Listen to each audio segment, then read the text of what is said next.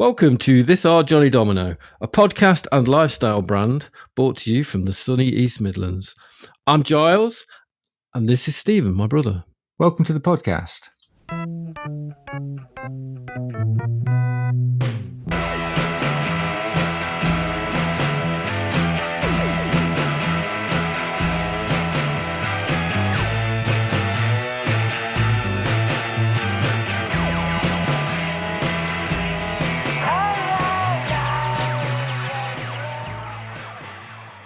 Thanks very much for listening again. If you've not heard us before, basically the premise of the podcast is... Whoa there. What's going on? I've been running the podcast audio through a transcription service called Music Match. Okay. And since I've done that, it's created a summary of the podcast.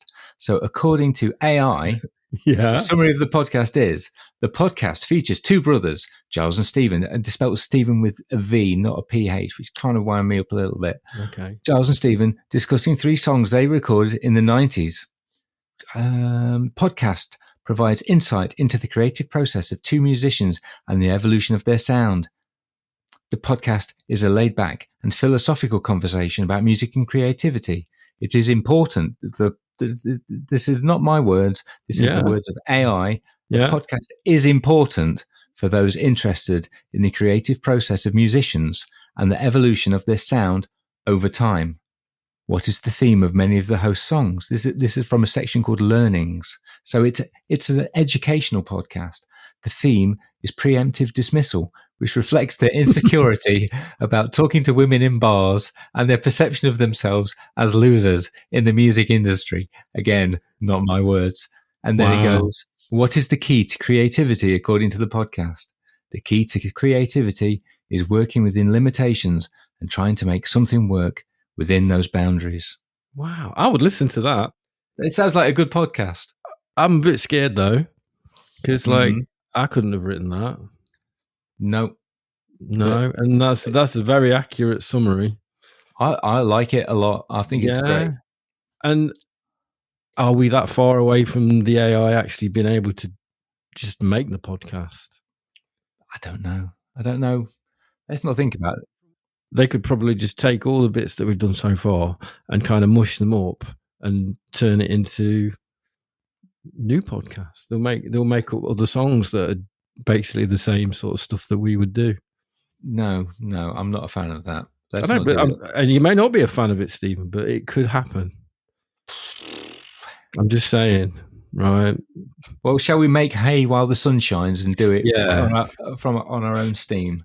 Let's do it now. What we're going to do, we're going to make a podcast where it's quite clear that an AI had nothing to do with it, because it's not going to be very good, very slick. Right? No. Okay, let's go for it. Right, track 1 is a song called Funny, and this is a song from the very first batch of recordings that Johnny Domino recorded, which was in the summer of 1993, 30 years ago. 30 years ago.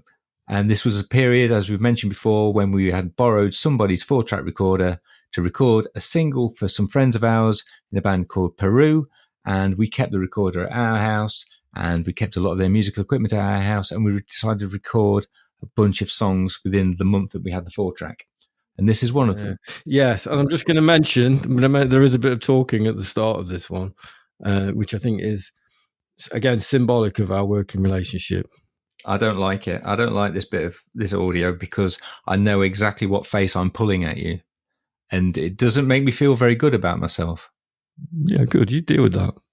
Okay. Shall we just go straight into it? Yeah. I mean, this is a song that was originally written by a previous band of ours, which was called The Millers. We'll get into that in a bit. Let's listen to a bit of this. Okay. I know, because I couldn't hear the music. You're looking at me like I'm a moron.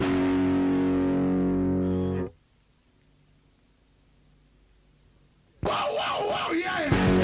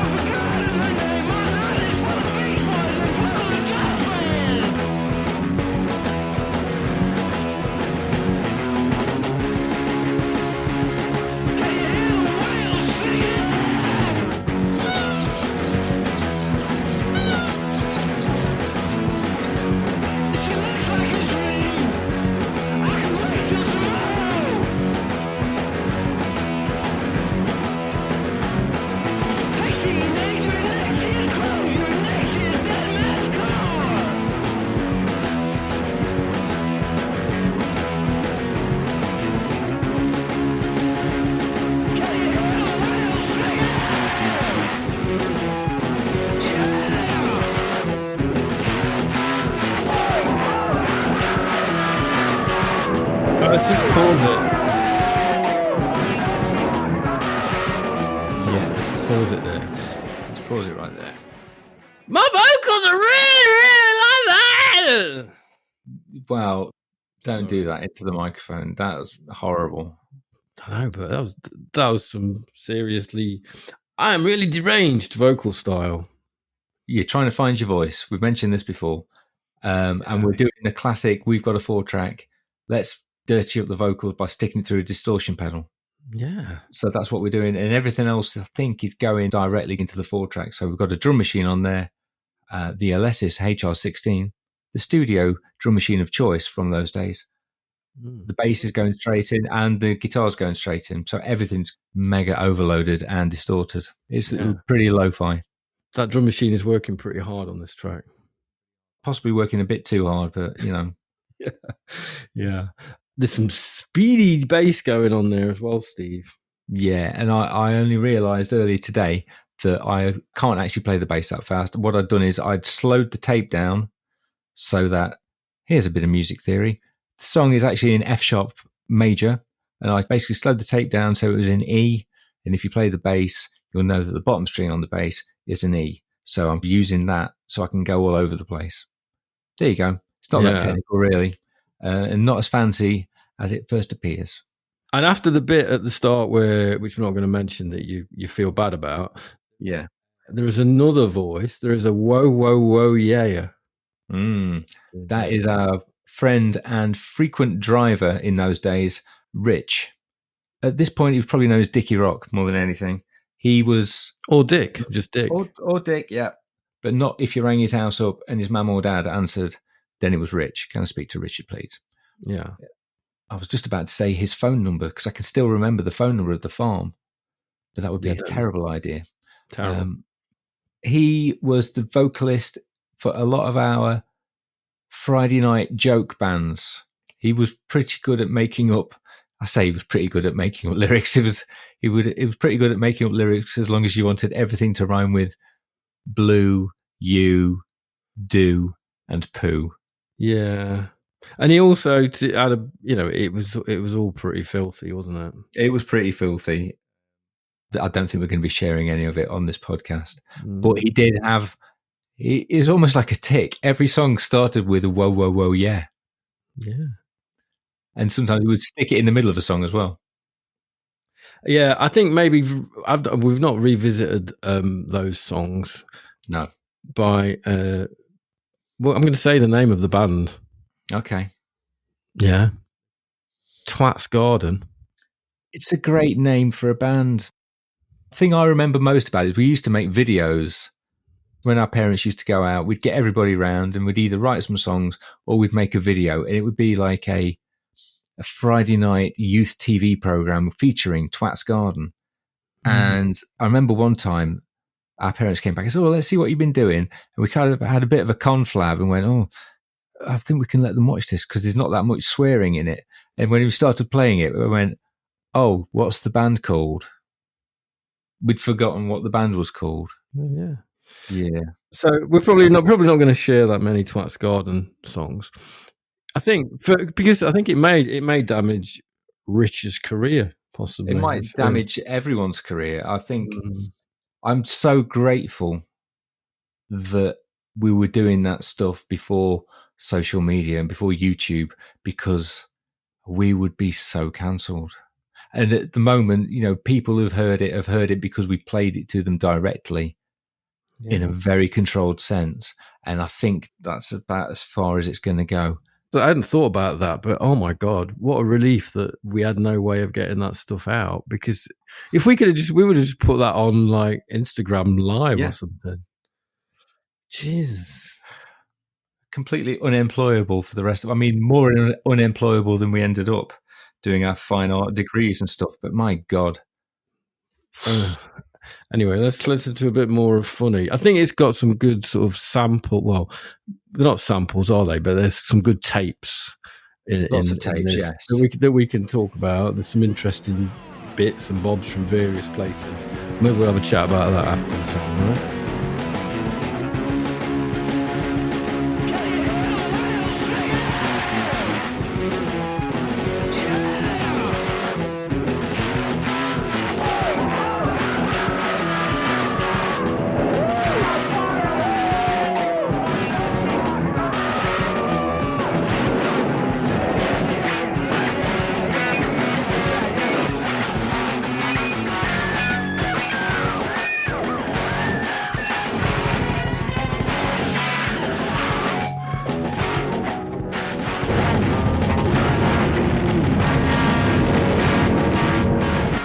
I've just remembered what that explosion was. What was the explosion?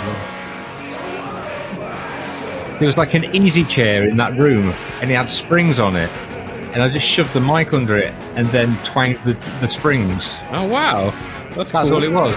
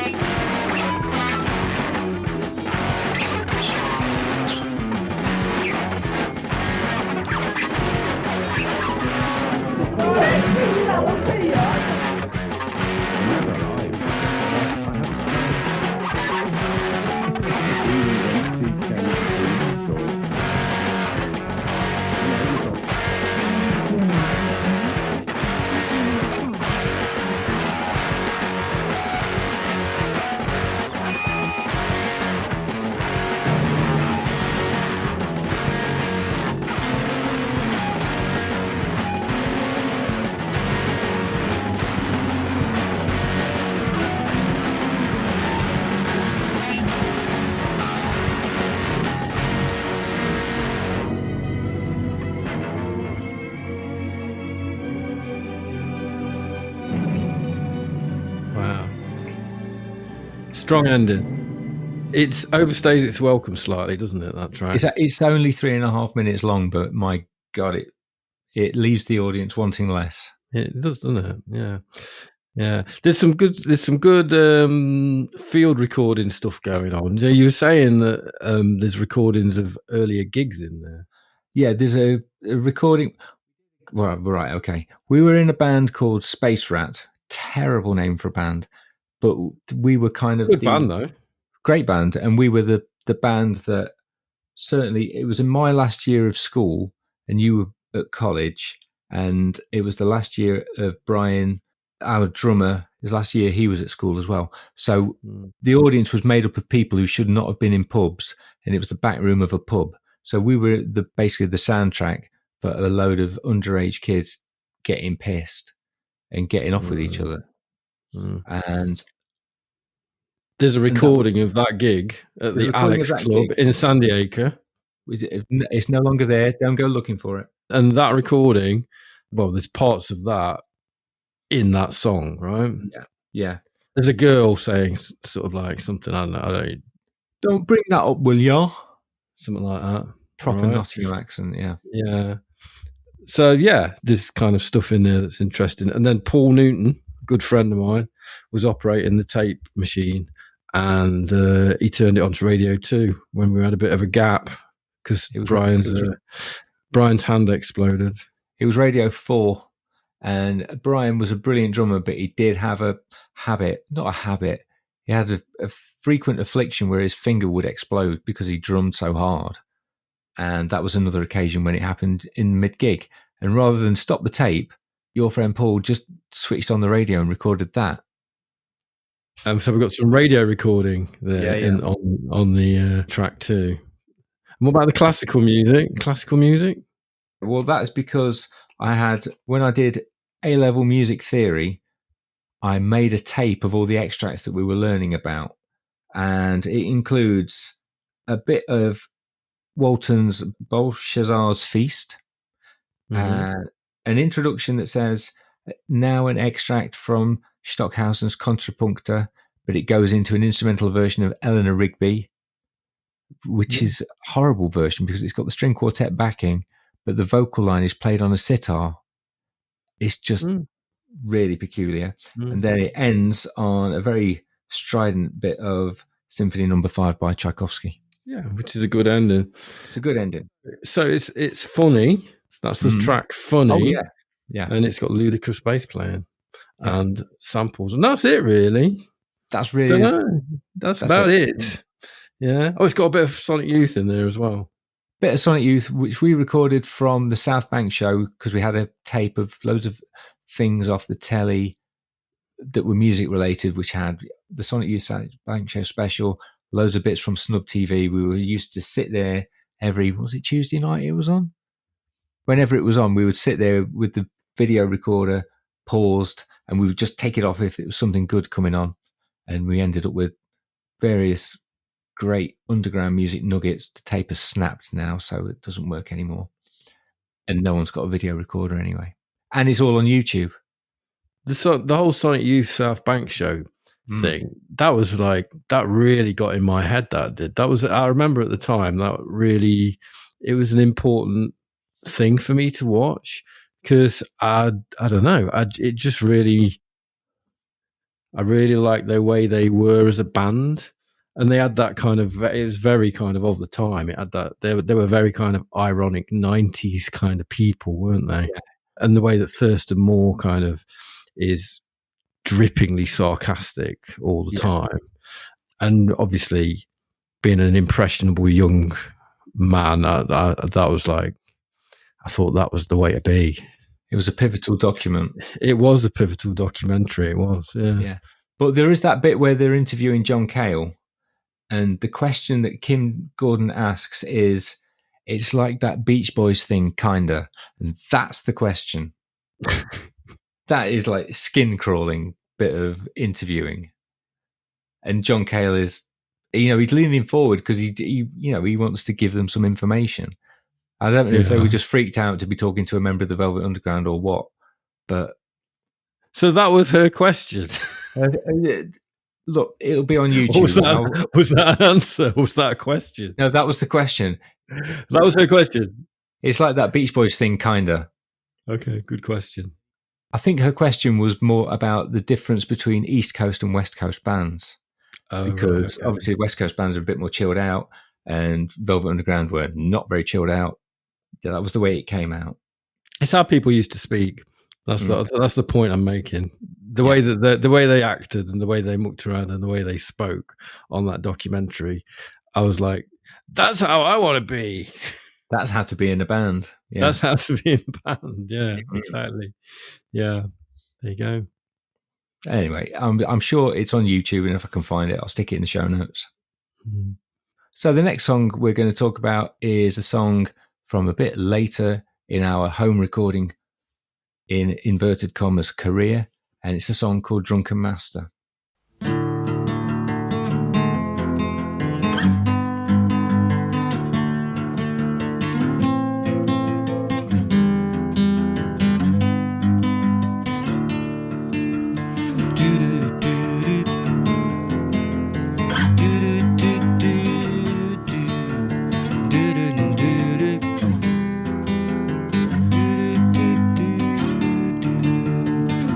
So you think this style is very bad, and maybe we should try ballad? Well, I tell you the truth, my friend, I'd rather kill you.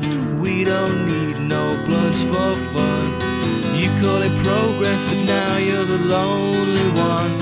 I knew a girl once and she could fight and she looked good too. You call it art, but you don't know shit. I tell you the truth when I know what it is. Watch this, I unleash my lyrical assault. The turtle hides in his shell.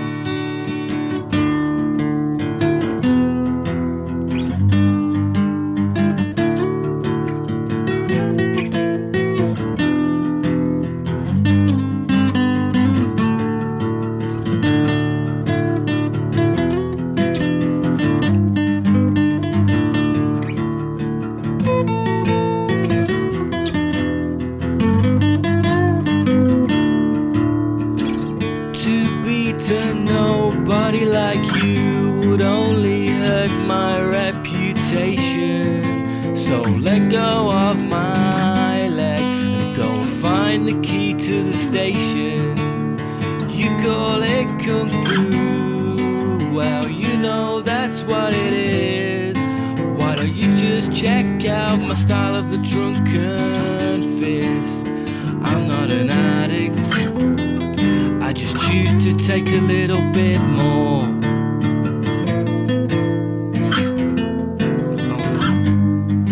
It's honey, I smoke the kids. We don't need no blunts for call it progress, but now you're the lonely one. I knew a girl once and she could fight and she looked good too. You call it art, but you don't know shit. I tell you the truth when I know what it is. Watch out, I unleash my lyrical assault. The turtle hides in his shell, hides in his shell. Loses the race, gets busted for coke while he's out of his face. Starts a new life when he loses his wife. Selects colour scheme, has erotic dreams, alright.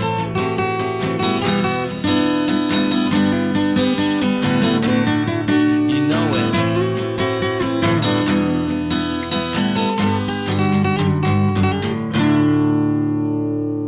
There you go. So that was Drunken Master by Johnny Domino. Drunken Master is a 1978 film starring Jackie Chan. And if you're not really into kung fu movies, you've not seen many of them, I would say that'd probably be a good one to start off with, because it's kind of comedy kung fu movie. And I saw it and I was quite taken with this film. And it's about a guy who learns he's kind of outcast from his family. So it's a classic story of the outcast who kind of finds the right way in the end. And he eventually in his trials and tribulations, he finds a teacher who is a drunk who teaches him a fighting style based on drunken moves, the drunken gods, basically. And the drunken fighting style is kind of amazing to watch. He kind of flows around and like stumbles, but then does these kicks or whatever, or punches, and it's a beautiful thing to see. And in the end, he comes good at the end of the film. But yeah, watch it. Drunken Master, really good. And it the whole idea of like a drunken fighting style, I kind of like that idea. And like he's the sort of the fact he's so relaxed when he's fighting. You know what I mean? That kind of state of flow where you're like completely relaxed and sort of your body's flowing or your mind is flowing and nothing can stop you, nothing can get you. And the guy he's up against is like super uptight, and has this like really fast, tight kicking style. And he just, manages to beat him by doing all these kind of drunken moves. So nice. Yeah, that's what it's about. That's really cool. That's not what the song's about, but that's the kind of where it's from, right? Yeah. And yeah, the song lyrically, well, there are loads of, if you watch the film, you will find there are lots of lines from the film in the song. I can't remember which ones are. Myself. I really hope that the line, "You call it art, but you don't know shit." No, I don't think that one is. Oh, that would have been so good if that was in the film.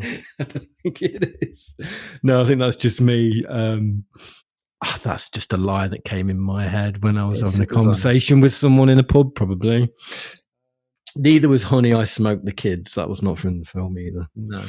But yeah, there are definitely lines in there. And I was also thinking about obviously Wu-Tang Clan, kind of, they did loads of stuff about, there was kind of kung fu film influenced. We both quite liked a lot of hip hop. We were never going to do a hip hop song, but I wanted to write lyrics that were kind of like, I don't know, they were like battle type lyrics, I suppose, but doing it in a pretty acoustic song. Yes, which is quite nice, and it's got a very, very pretty guitar solo in that song that I really like. That is a guitar part, not necessarily the solo, but the chords. I still really like playing it. It's just, I don't know. It's very pleasing to play. Yeah, it's really pretty. It's really pretty. Listening to it then, I was not a huge. I was kind of thinking, that guitar solo in the middle is a bit, with the bendy note is a bit. No, it's nice. It's nice. It needs it. I don't think there's anything wrong with the bendy note. And it's got more predictions of the future. I know there's a theme for the AI to pick up on. More predictions of the future at the end. I can't remember the lines now, but there's something about loses a wife and has erotic dreams. Okay. Which how did I know? How did you know? How did I know? I never got busted for coke though. There you go. Well, I should hope not. I did his shell, loses the race, gets busted for coke, grows out of his face, starts a new life when he loses his wife. So, something. Selects colour scheme. That is basically my life now. Yep, you're a decorator and has erotic dreams. Yeah, that's not changed. So there you go. Another abiding image from the inner life of Giles Woodward. Thank you so much for sharing. Yeah. It's another song that we did try and re-record when we were a full band. And that version is, well, it's just me on the guitar. I think I might even be doing it on an electric guitar and then with some keyboards on top, but the keyboards are just playing the chords. Yeah. Might have to have a listen to that. It doesn't add anything to it. So you think this style is very bad, and maybe we should try ballad? Well, I tell you the truth, my friend, I'd rather kill you. We don't need no blunts for fun. You call it progress, but now you're the lonely one. I knew a girl once, and she could fight and she looked good too. Not really as good, is it, Steve? Well, I know it's not, but that's the point of including it here. Yeah. But yeah, that's Drunken Master. Great. Yeah, and enjoyed hearing about the lyrics as well. That's all right. Watch the film. I'm sure we'll be able to find plenty of stuff on the tube for. In fact, bear with me. This is a Verite recording. Have we got the video? Drunken Master. Oh yeah, there's loads of it. Loads of films. Yeah. Loads of bits from it. Yeah. The final fight. Freddie Wong versus Thunderleg. Freddie Wong it's is cool. Jackie Chan. So Jackie Chan's character is called Freddie Wong. Freddie Wong. He defends his father and fights Thunderleg. Yeah, Thunderleg. Oh, I'm watching. I wish I'd mentioned Thunderleg. Because he's the uptight guy, you know. Anyway, so never mind. I wish I'd done a bit more research. Hey, you did some good research anyway. Right. Okay. So, the last song. Right, the last song is called Talking Chocolate and Crisps. And the title is influenced by Stephen. Woody Guthrie. Why? How? Well, how? Well, he was always talking about chocolate and crisps. No, when he was riding the rails, he was to get off to get his chocolate and crisps in the Dust Bowl. Oh, hey buddy, can you let me at the 24-hour garage in the Dust Bowl? Exactly, it's a cover version. When I was at university, I read a Woody Guthrie biography called "A Life" by a guy called Joe Klein. I was very taken with it, and I was so taken with it that I read the section that said Woody Guthrie's cigarettes of choice were Camel cigarettes. So the first packet of cigarettes that I bought was a packet of Camels, and it also, to sweeten the deal, they came with a free lighter. Oof. You would need that to sweeten the deal because they were rough cigarettes. They were rough cigarettes, but I chugged them back because that's what Woody did. But he did a lot of talking tracks. I don't think he was the first person to do that. He died relatively early as well, didn't he? Just to but nothing to do with the cigarettes. Wasn't it? Oh. No, he had a neurological condition called Huntington's. Oh, wow, I did not know that. Yeah, and basically parts of his brain, if I remember rightly, parts of his brain kind of died early. So his brain had to kind of, there's a phrase called neuroplasticity. Where basically the brain finds a different route to make connections. And that is one of the theories about why he was so good with words, because his brain had to go round the corners and round the back and all that kind of stuff. So yeah, that's how he died. Not because he smoked Camels. Interesting. That's really interesting. All the time you were saying that, I was just thinking, well, fuck it, I might as well smoke Camel cigarettes then, because you could die of something else. Well, you got to die of something. I don't think he had a particularly pleasant death, but I'll lend it to you. It's a great book. And he did a lot of songs. As I say, I don't think he was the first person to do it. he did a lot of songs called talking blues. So he would like talking, Grand Coulee Dam or something like that. He would Mhm. like do it and like play the guitar in the background and talk over the top. And this is not what we do on this track.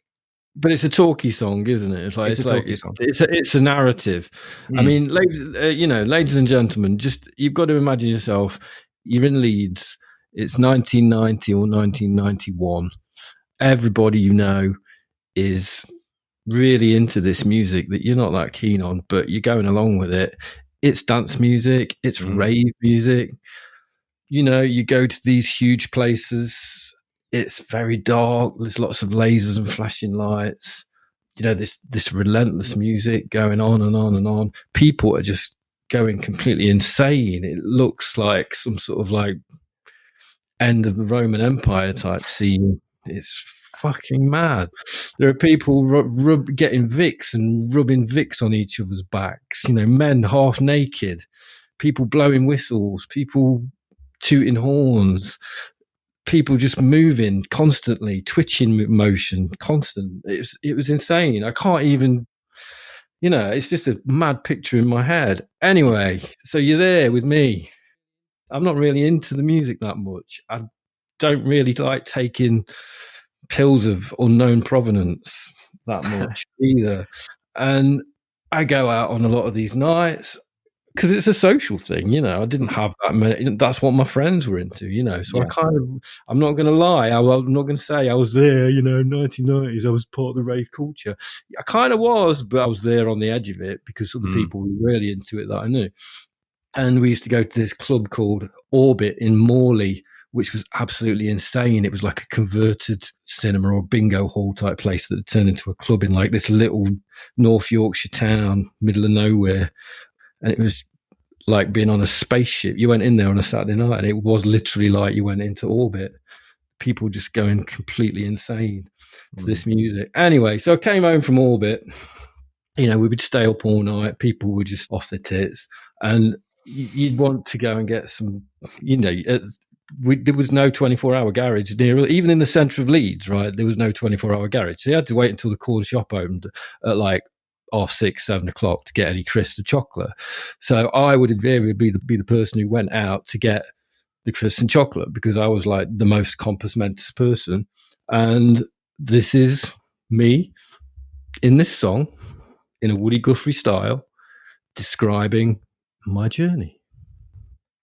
On the railroad to the corner shop. To the corner shop through the Dust Bowl.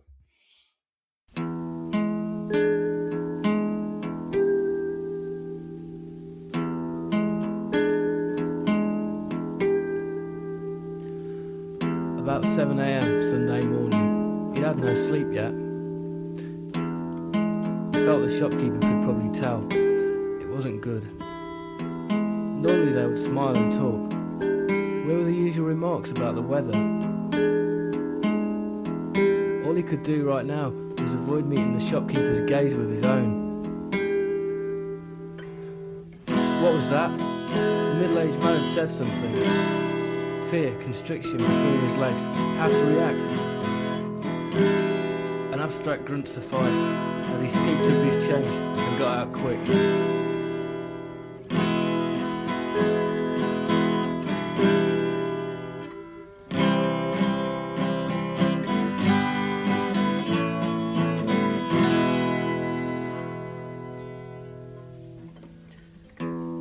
Outside, the brand new sun was cold. He started to make his way home. He walked carelessly in the middle of the road, and it felt good. Last night seemed like a long time ago. Was it worth it? He wasn't sure. He needed a bath.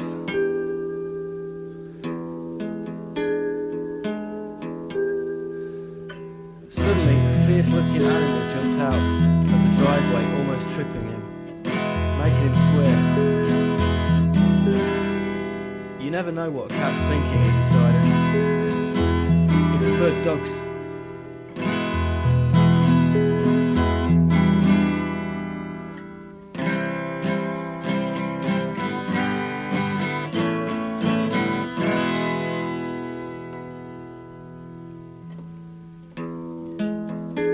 carried on walking, thinking about the mood of American teen movies. I'm not going to mention Molly Ringwald. He liked her. This made him think about how friends kept moving in and out of each other's lives. Shit. He walked straight past his front door. Now he was about 6 or 7 houses away. He turned to walk back to the living room where everyone was waiting.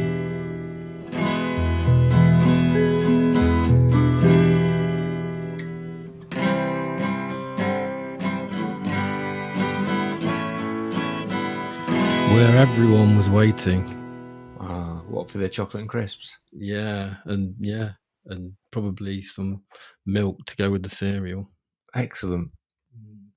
Very evocative. I particularly like there's a very cack-handed edit when we bring the rave music in. It just like comes in and just stops. Just stopped. I'm glad it just stopped. Yeah. It's good that it cut out. Yeah, so there you go. It was of the time. It was about the time. Molly Ringwald mentioned that's the only line in it that really annoys me. Well, you just say, I'm not even going to mention Molly Ringwald. And then but then I mentioned Molly Ringwald. I won't mention Molly Ringwald, but then by saying I won't mention Molly, that's a very kind of meta. Yeah, I know. Very meta. I mean, we're going to have to mention Slint again. You know, that was something that was in our orbit and our friends' orbit, the whole thing about people talking over spooky songs. It's a bit like the track Don a Man. It's like a one guitar track and a guy talking over the top. And I forgot how very, very low in the mix it was, which again is probably a bit of an overhang from Slint. And that kind of thing where people were writing these stories that were obviously important enough to put down onto tape, but you put them really low in the mix. It's almost like when people squint to read small text, it's almost like you're going to go deaf from trying to hear the very quiet narrative on a pitch magnet track or something like that. And we were talking before we started recording about who played the keyboards. I think it's me. Because it was a bit more complex than I thought. In my head, it was just those two notes on the Casio CZ3000 on vibraphone preset. A nice Twin Peaksy sound. Oh, very Twin Peaksy. And that was something else which was very much of the moment. Twin Peaks was huge. Certainly for me and my friends, when we were at college, we'd come into college in the morning, get on the bus, and like, did you watch that last night? And just talk about it and still talk about it. Really. Yeah. It was like it sort of blew your mind, didn't it? How bonkers it was. Yeah. And the music was a big part of it, wasn't it, as well? Don't you think? The music was so great. Yeah, that vibraphone sound is very, very much a Twin Peaks kind of hangover. Yeah, so there you go. That's Talking Chocolate and Crisps.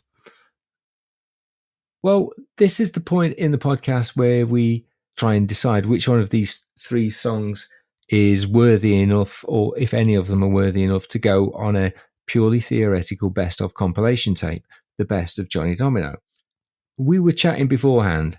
There's a distinct lack of jeopardy about this episode because I think there's only really one song that we're going to put on a compilation tape. There's only one song, really. Yeah, because funny is, I quite enjoyed listening to it. Yeah. It's very of its time, and it's a strange thing to do a very fast and dirty version of a song from an old band. It's almost like a kind of diss of the old band in some ways.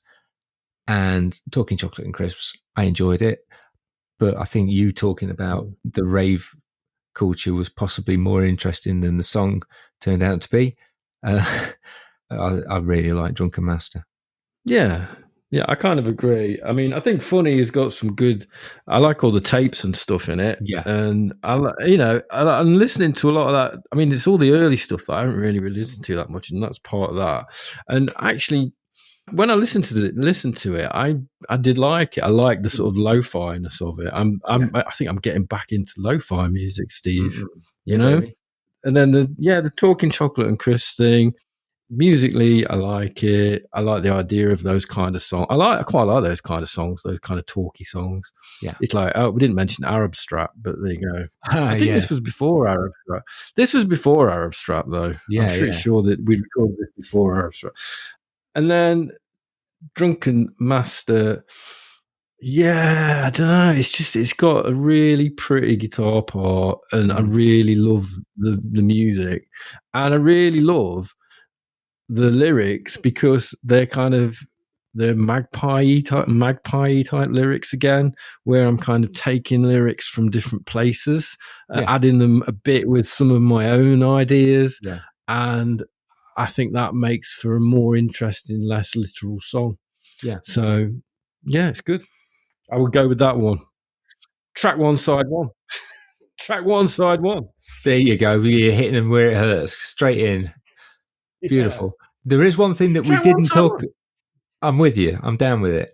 But we did talk beforehand about one line from that song, and we have no idea where it came from. So that might be something. If anybody listens to this podcast and has any idea where the line "blunts for fun" came from, I've been searching for the phrase "blunts for fun" for so long. I'm surprised the police haven't been round. I have no idea where that. You have no idea where it came from. I've got no idea. I'm sure it is from a song, though. It's a quote. Yeah, I'm sure I was quoting a song, but I just can't find it. I thought it was Len. Like, remember the song "Len" by Len? Was it something "My Sunshine"? Sunshine, but it's not that. That's what I thought it was, but it's not that. Then maybe I thought it was like "Fun Loving Criminals," but it's not "Fun Loving Criminals" either. No. So it's a band like that, I think. But where the hell did it come from?